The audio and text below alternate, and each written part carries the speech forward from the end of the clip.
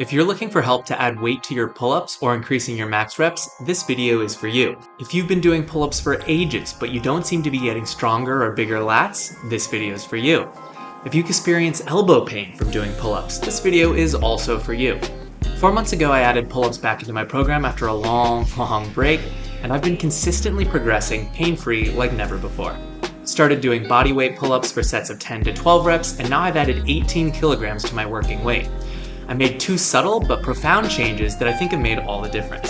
These techniques are helping me feel my pull-ups in my lats and pecs, working the muscles I wanted to work in the first place. So I noticed 3 things about my pull-ups that were bothering me. First of all, I never felt much fatigue in my lats or back. Rather, my forearms and biceps always seemed to give up first, whether I was doing pull-ups, chin-ups, or neutral grip. It seemed obvious that I should be using my lats heavily, as they're the largest muscle group involved, but I just couldn't seem to get them to work for me. Secondly, when doing sets, I'd feel like I was just cruising through the reps, and then suddenly I'd get stuck near the bottom of a pull-up and just be utterly unable to fight through the repetition. It seemed like I was losing strength almost without warning. The previous rep might feel like RPE 7, and then the next one was absolutely impossible to complete.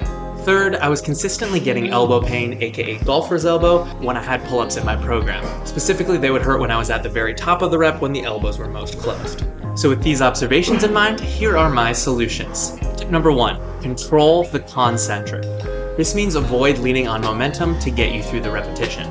You don't have to go excessively slow, but just slow enough so that you feel your muscles working throughout the entire range of motion.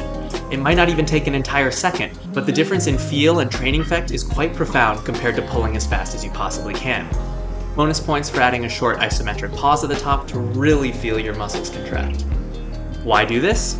Well, if you're using momentum generated from the bottom, then you're not actually maximally challenging, training, or strengthening the rest of the range of motion. In essence, you'll get strong at generating momentum from the bottom, but not much else. If you look at the strength curve of the pull-up, it's generally easiest at the bottom, hardest at about 90 degrees, where the upper arm of the humerus is perpendicular to gravity, and then second hardest near the very top as the angle of your elbows closes. So this is why I would be chugging along with my set, not feeling especially fatigued, and then suddenly I'd try to explode out of the bottom, get stuck at around 90 degrees, and have absolutely no strength left to even stop and hold an isometric contraction at 90 degrees, let alone pull to the top. So this is contrary to a lot of the advice you'll hear in general about always trying to make the concentric portion of a repetition as explosive as possible, and then using the eccentric portion to increase your time under tension. But I haven't found this to work as well. The problem is that the eccentrics just feel different than the concentrics. It's very easy to have a slow eccentric without thoughtfully engaging the muscles responsible for the concentric.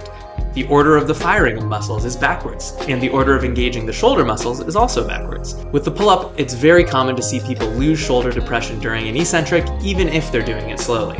Now I'll put a caveat here. I do think doing explosive reps is a good idea if you want to display your maximal strength or to prepare for a 1 rep max weighted pull-up, because it's easier, so it will allow you to do more reps or add the most weight.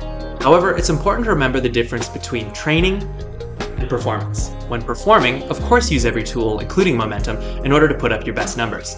If you're doing an army pull-up test, definitely do the easiest variation allowed. But most of the time, who are we performing for? Our egos? Nah, ain't got no time for that. When we're training, the whole point is to actually challenge the muscles in a way that lets us slowly and sustainably get stronger.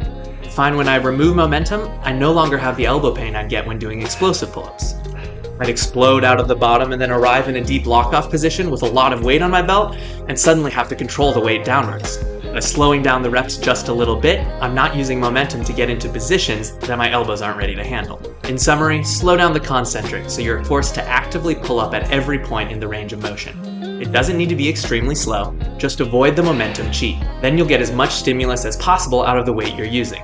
I don't want this video to drag on too long for y'all, so next week stay tuned for my second pull-up adjustment that really helped me engage and grow my lats more than ever before. Thanks so much for watching, and I'll catch you in the next one.